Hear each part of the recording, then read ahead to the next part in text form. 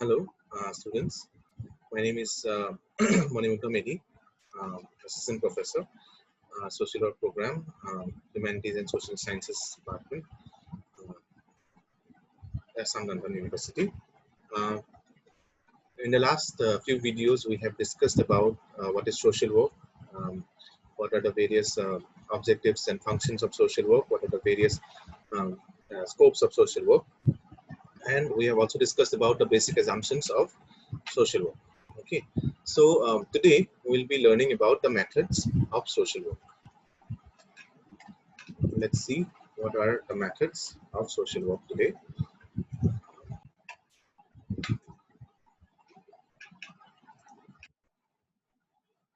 So basically, as we have already introduced, what is social work, right? So social work is a practice-based profession, and it's an academic discipline that promotes social changes and development, social bonding, that is cohesion, and the empowerment and liberation of people. So principles of social justice, human rights, collective responsibility, and respect for diversities are very much central to social work. Underpinned by various theories of social work, social sciences, humanities, and indigenous knowledges, social work engages people and structures to address life challenges and enhance well-being of individual or group or community. Okay, so this is a basic introduction. There are a few methods of social work. So first of all, let's see what is a method in social work. So basically, it's a particular procedure for accomplishing or approaching something, especially a systematic or an established one. It's a particular way of doing something, right? That is a method. So it's a way, technique, or process, or for doing something. Okay, it's a body of skill or knowledge or techniques. It is a discipline that deals with the principles and techniques of scientific inquiry, and it's an approach or fashion or form how how or manner or methodology or recipe, strategy, style, system, tactics, etc. Techniques, etc. are there in methods. So basically, in social work, we have two methods, that is primary methods and secondary methods. Under these two methods, there are 6 more divided. Okay, so first we come to the primary methods, that is social casework, social group work, and community organization. In the secondary methods, it has social action, it has social welfare administration, and it has social work research. All these methods are very much important in social work. Social casework, social group work, social and community organization will be studied in details in our second year, that is in the third semester. In the fourth semester, we will discuss about social action and social welfare administration. And in the fifth semester, we will discuss about social work research during your bachelor course. Okay. So from the above illustrations, we can understand that there are primary and secondary methods in social work. As you can see, the primary methods make interventions directly with the clients. That is the basic difference. Okay, the primary methods and the secondary methods. That is, in the primary method, we directly deal with the client. Okay, face to face. At the same time, the secondary methods indirectly assist the primary methods and also help the clients. So in secondary methods, we deal with the clients, but not in a very direct way. It can be indirect also. Okay. So let us see what each of the methods hold. Okay. So the first one is social casework, which is a primary method, right? So social casework is basically a primary method of social work. It deals with individual problems, okay, through one-to-one relationship. It is guided by professional knowledge of social caseworker, and under the method, social caseworker attempts to repair the impaired relationships of the client with his social environment, and through a guided interaction, he or she enables the client to adapt with his or her social environment. Okay. Through this method, the caseworker discovers different aspects of the client's problems and prepares an appropriate treatment plan. And finally, with professional knowledge in social relationship, and tries to bring about necessary changes in the attitude and behavior of the client in favor of his own growth and development. Okay. So social casework was basically the founding mother was Mary Ellen Richmond, from 1861 to 1928. So she wrote a very famous a book called Social Diagnosis in 1917, and a book on social casework in 1921. So she is basically the pioneer of social casework. Okay. So according to her, social casework is the method employed by social workers to help individuals find solutions to problems of social adjustment that are difficult for individuals to navigate on their own. So whatever, basically it's deals with the individual. Okay. Um, Help the individual find solutions to social problems and social adjustment, which might be difficult for the individual to develop themselves. Okay. This is a definition from Mary Ellen Richmond herself, that social casework consists of those processes which develop personality through adjustments consciously affected individual by individual between men and their social environment. So there are 5 basic components of social casework, that is also known as the 5 P's of social casework. That is the person, okay, the person, the individual or the client, the problem, whatever the client has the problems, the place where the client will come, okay, the professional, that is the social caseworker, and the process which the social caseworker will do to intervene. Okay. So about the components of social casework, it is not required right now, but you have to study it in the 3rd semester in details. So there are a few phases of social casework as well. That is, according to Mary Richmond in 1917, there are 3 phases of social casework practice. That is the social investigation, which is also known as the psychosocial study, then the diagnosis, and treatment or management. So in contemporary social work practices, these 3 phases have been divided basically into 5 divisions. That is social investigation or the study, the assessment, okay, the intervention, then the termination of the process, and evaluation. So again, about this you will have to learn it in your 3rd semester. So the next one is the areas or settings where social casework is basically practiced. That is the first one being the medical setting, where that is basically practiced in hospitals. Also it can be any medical hospitals, or it can be also mental health hospitals, that is the psychiatric hospitals also. Next one is the family setting, where you deal with the whole family along with the individual.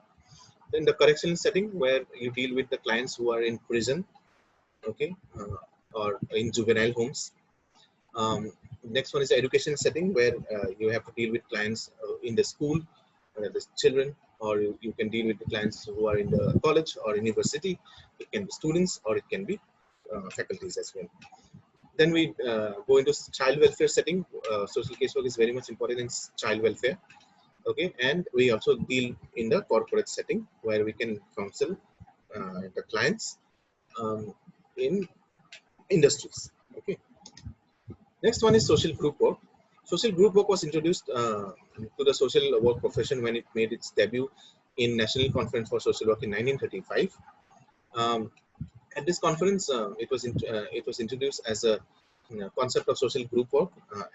It was introduced to the social work profession. Okay, so what is group work? So basically, group work is a method of social work that helps persons to enhance their social functioning through purposeful group experiences and to cope more effectively with their personal group or community problems. So basically, social group work involves a whole group. A group is anything which is more than one person, right? If it's a 2 person also, it's a group, right? So anything beyond one number is a group. So here we deal with people who are in a group. It can be a family also, it can be a community also. Group work is again a method of working with people in groups.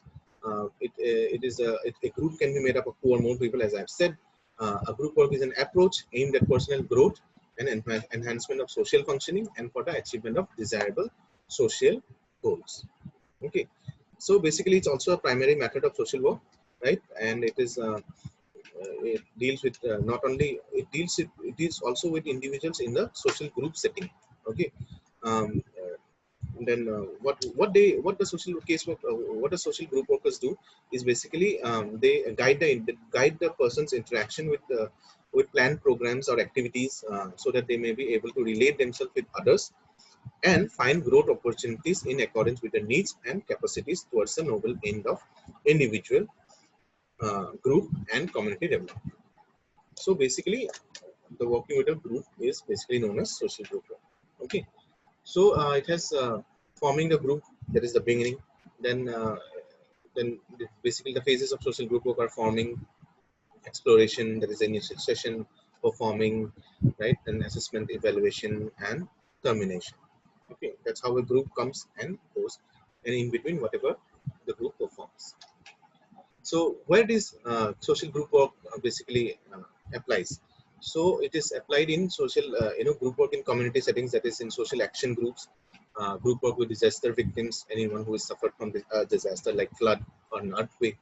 So group work among substance abusers who who are who does drugs, or in a habit of alcohol or smoking, etc. Group work among caregivers, and group work among people who are young in a community. It can be also used in institutional settings like in child welfare, in juvenile homes. It can be worked with street children. It can work with mentally challenged children also, or persons. It can work in geriatric care, that is in with the elderly. Okay, it can work in psychiatric setting. It can work in hospitals. So in education settings, we use group work in student-friendly environment, and it has also been used in camping and Indian youth organizations like NSS or NCC, right? Where there's a group bonding, or where there's a group, we can use group work. Next is the community organization. Again, about all these group work and community organization, all these methods of primary and secondary social work, we need to learn it in your second semester, the third semester. Okay, the third semester, fourth semesters, etc. So community organization, basically, you just have to know the concept here. That is, the community organization is viewed from a humanitarian approach, and it's meant to solve the problems of community. Okay, uh, according to Murray G. Ross, that is, he defined community organization, where he defines it as a process by which a community identifies its needs or objectives or orders. These needs or objectives develop the confidence and will to work at these needs or objectives. Okay, finds the resources to deal with these needs and take action in respect to them, and in so doing extends and develops cooperative and collaborative attitudes and practices in the community. Community organization covers a series of activities that is aimed in a community level, and it's bringing about desired improvement in social well-being of individuals in a group or in a community or in a neighborhood. Okay, so again, it is a primary method where efforts are directed directly towards meeting the community needs by organizing human and material resources of the community.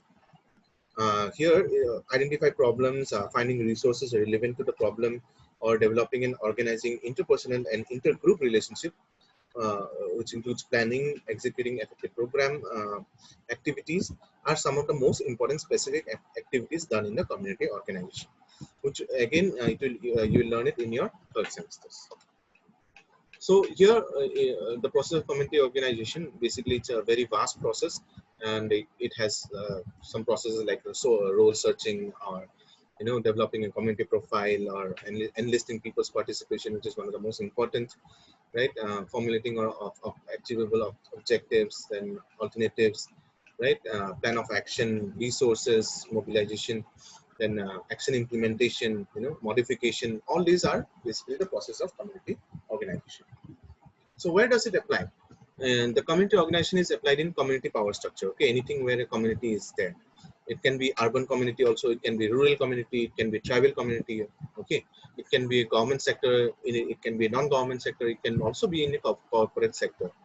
Okay, so there are some models which can be used in community organization, like local development, locality development, social planning, social action, neighborhood development. Okay, system change model, etc. Next, we come to social action. So from here on, we will learn about the secondary methods of social work, right? So social action is basically it's a wide range of primarily voluntarily initiative to bring out changes in social system. How to bring social system to bring changes in the social system basically is social action. Social workers more often than not have divergent opinion about the scope and relevance of social action. This ambiguity has been accelerated the debate whether or recognize social action as a method of professional social work. But it is one of the most used social work method actually, which because it tries to bring about desirable changes, right, in the defective system, or in which hampers in the social progress of a whole community or a society. So through this method, it attempts to mobilize people to create awareness or existing problems, to organize them and to encourage them to raise their voice against undesirable practices which hampers their development, and finally to create pressure for bringing about suitable legislation for social progress. So here are some of the definitions given by Mary Richmond, and that is the social action in social work. She has defined social work action as a mass betterment through propaganda and social legislation. So Nanavati has also discussed it about in 1965, that is, it's a process of bringing about the desired changes by deliberate group and community efforts. So social action does not end with enactment and signing of social legislation, but that the execution of the policies was the real test of success or failure of social action.